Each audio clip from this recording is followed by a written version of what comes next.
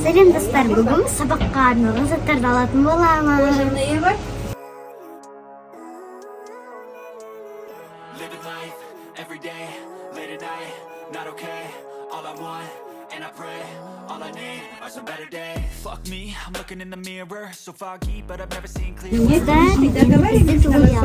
Енді біз кроссовка және констан аламыз.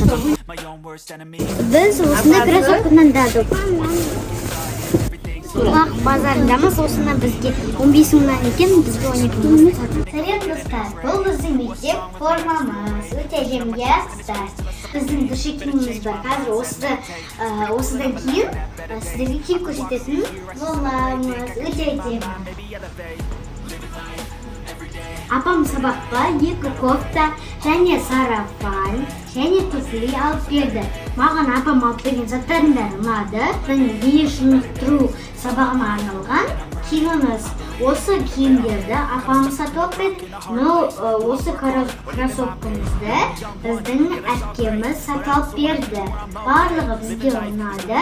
Біздің каналға тіркеліп, лайк басып кетіңіздер.